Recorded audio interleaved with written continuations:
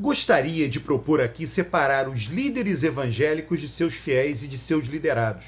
A imagem que muitos de nós temos sobre a religião evangélica tem mais a ver com seus líderes do que com pessoas anônimas que frequentam as igrejas. Diria mais, a visão negativa desta religião tem a ver com um conjunto de líderes específicos, não com todos eles, justamente aqueles líderes que se envolvem com a política. Existem muitos pastores que são bem diferentes dos líderes religiosos evangélicos que se envolvem com a política. A compreensão dos fiéis evangélicos é prejudicada, talvez até mesmo bloqueada, quando eles são considerados fanáticos, fundamentalistas religiosos, pessoas que desejam substituir a nossa Constituição pela Bíblia. Se nós não os compreendermos, ficará ainda mais difícil dialogar com eles. Os fiéis evangélicos e muitos de seus pastores não são pessoas más ou inimigos da esquerda. Todas as pessoas que frequentam as igrejas e seguem alguns ditames de sua religião admitem humildemente que são seres imperfeitos. Admitem humildemente a superioridade de um ente.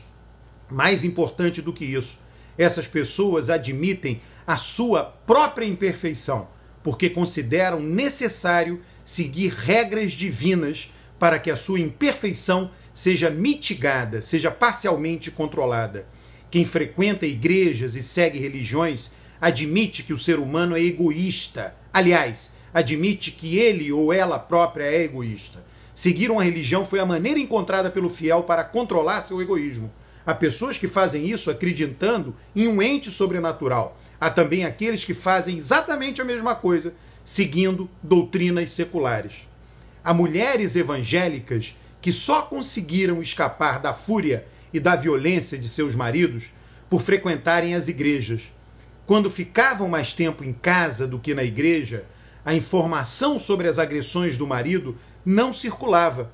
Quando passaram a frequentar os cultos e outros eventos evangélicos, as marcas de agressões ficavam visíveis para seus irmãos de fé e também para os seus vizinhos que passaram a comentar que aquela mulher era agredida. Esse relato chegou aos ouvidos de outros vizinhos não crentes. Se tornou do conhecimento do dono da padaria, do dono do bar frequentado pelo marido, que acabou por saber que toda a vizinhança passou a saber sobre o que ele fazia com a esposa. Resultado: aconteceu a coação social e o marido deixou de bater na esposa. Esse breve relato é real e retrata inúmeros casos, pessoas inseridas em comunidades, em redes contínuas de relações sociais presenciais. Com frequência, essas pessoas não precisam dar queixa na polícia de agressões físicas. As redes de relação acabam por protegê-las. Há também relatos de evangélicos que tinham um pequeno negócio inteiramente fracassado, uma vendinha, uma birosca, em uma esquina pouco movimentada.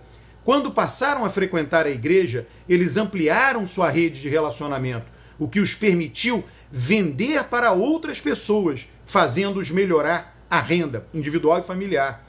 A ampliação da rede de relações sociais permitiu que as agressões físicas do marido contra a esposa cessassem. Foi a mesma rede de relações que permitiu a diversos subempregados ou mesmo desempregados aumentarem suas rendas familiares por terem acesso a mais compradores. Há também casos de jovens que concluíram o ensino médio e tinham dificuldade para dar continuidade a seus estudos, entrando em uma universidade, uma faculdade, mas eles acabaram tomando conhecimento de vagas em faculdades particulares por intermédio de alguém de sua igreja, algum frequentador da igreja que também era professor de tais faculdades. O contato semanal presencial em uma igreja é muito mais poderoso do que contatos mais frequentes por meio de redes sociais. Esse professor de faculdade, colega de igreja, acabou conseguindo uma vaga desde que o referido jovem tivesse um determinado desempenho nas disciplinas, o que acabou viabilizando a continuidade de seus estudos. Bom, há milhares de casos como estes, talvez até milhões. Em todos eles, o participante da igreja obteve um benefício importante em sua vida simplesmente porque ampliou sua rede presencial de relações sociais. Pode ser que eles atribuam tais melhorias a Deus. Em alguma medida, não deixa de ser verdade. Foi sua crença em Deus que colocou ele próprio, né, próximo de outras pessoas com a mesma crença. E isso resultou na solução de um problema ou até numa melhoria sustentável de vida. Há uma visão racionalista que nega a importância das religiões, atacando as crenças, afirmando que aquele que acredita nos dogmas das religiões, não importa quais dogmas sejam, acredita em coisas que não existem. Quem faz isso acaba por fechar os olhos para o que de mais importante existe nas religiões: a participação em uma comunidade, de acordo com determinadas regras. Ser adepto de uma religião é o mesmo que ser adepto de uma tribo, de um time de futebol, de um partido político, de uma comunidade. As religiões, porém, mobilizam muito mais gente, estão muito mais presentes na vida da maioria das pessoas. As regras das religiões, para aquele que acredita nelas, são divinas, e isso as faz bem diferentes das regras de outros grupos sociais, pois todas essas regras dos outros grupos são humanas. É muito mais fácil questionar regras humanas do que regras divinas.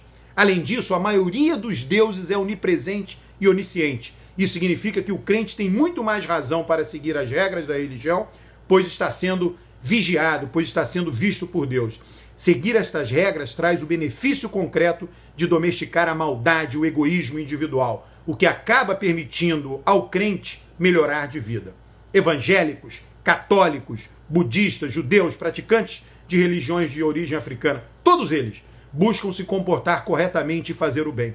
É comum que as regras que eles adotam para seus comportamentos, como funcionam para melhorar suas vidas, eles queiram que outros as sigam. O raciocínio é simples, tem a seguinte lógica, abre aspas: passei a ser evangélico, passei a seguir várias regras e minha vida melhorou. Se você fizer o mesmo, a sua vida também irá melhorar. Sonho em um dia que você e outras pessoas sigam as mesmas regras. Fecha aspas.